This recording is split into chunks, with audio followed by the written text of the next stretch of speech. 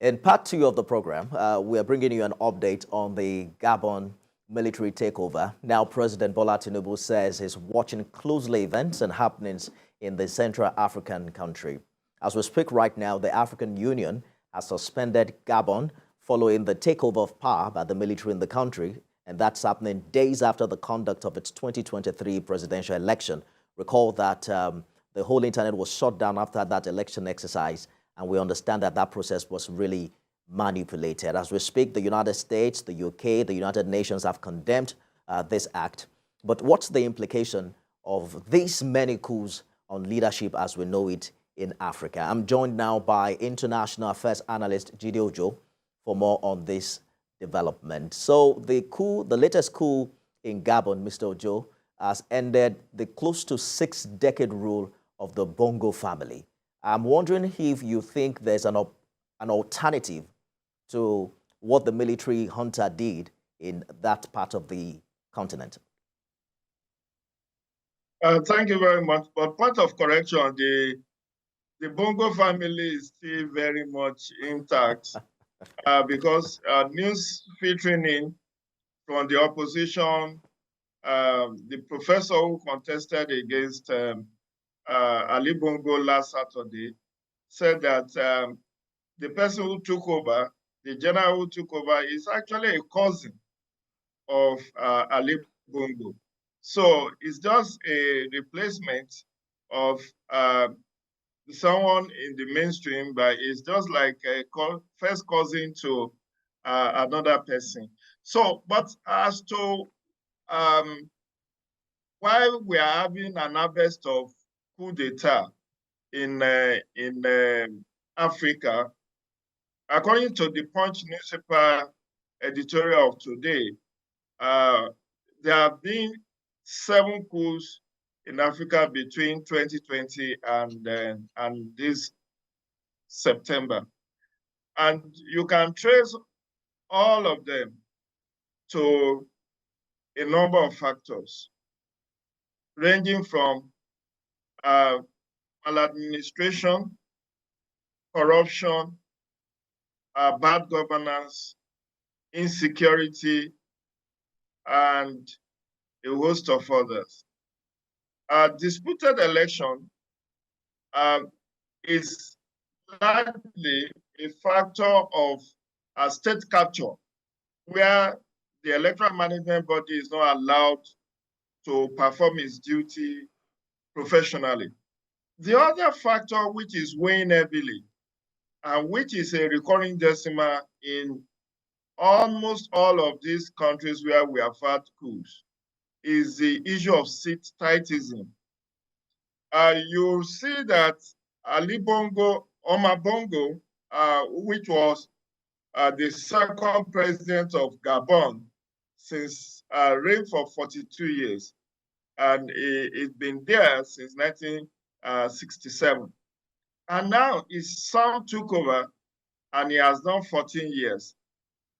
From what I've been able to glean from the internet, a tenure in Gabon is supposed to be 5 years. Under Ali Bongo, they increased it to 7 years. And he has done 2 terms, and he altered the constitution to do another term, which is 3rd term. And that was the outcome of the election that we saw last Saturday, which gave him about 63% of the votes. Indeed.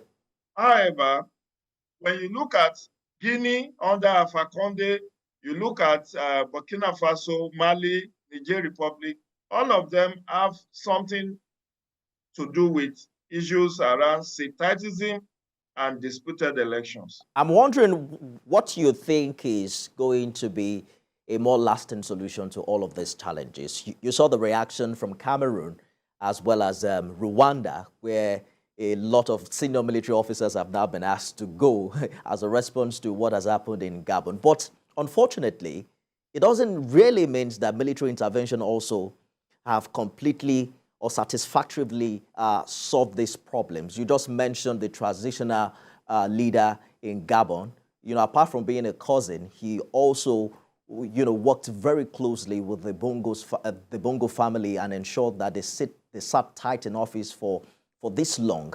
But what do you think is the, more sustainable alternative to ensure that we get more quality leadership on the continent? Well, for me, there are very simple solutions, if only our leaders are ready to take them. First is rule of law. And rule of law, according to Professor A.B. Dicey, has three pillars, which is supremacy of the law, equality before the law, and fundamental human rights. Akin to that is issue of good governance. You may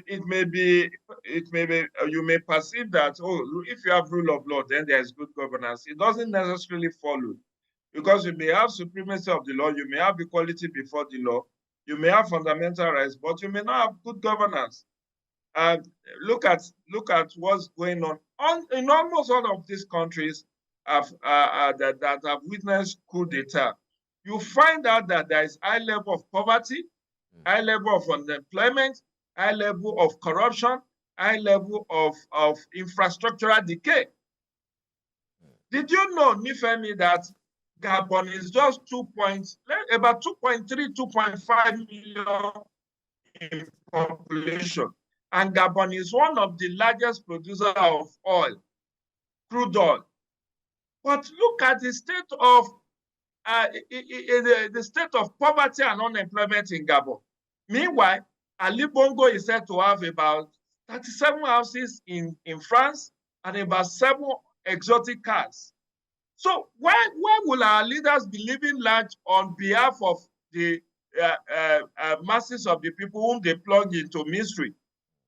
So unless we have good governance, and this good governance should come from leadership recruitment process, we must allow for credible elections. We must stop this issue of sectorialism. We must stop this issue of executive interference in the conduct of elections. We must allow for credible polls, and we must also make people's money to work for them. You cannot be enjoined on behalf of the people. Look at the poverty index in Africa. Look at the rate of corruption across the African continent. Look at famine. Look at the development and governance index. Did you know that this man,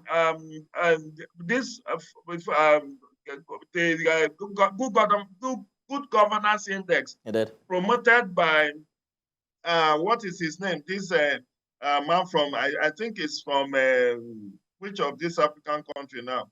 That instituted an award for good governance. Mo Ibrahim. Okay. Mo Ibrahim, Good Governance Index. How many Africans are doing well on that index? Mo Ibrahim, in many years, there are no winners of the Good Governance award for in Africa.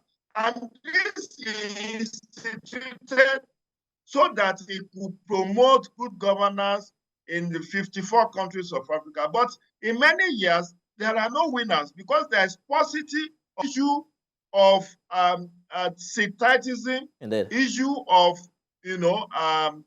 state capture, issue of abuse of office, issue of corruption. I hear you clearly, Mr. Ojo. I'm afraid I might have just to, we're running out of time, and just to jump in to say that Africa is speaking very loudly with the high wave of coup d'etats that we are reading and reporting.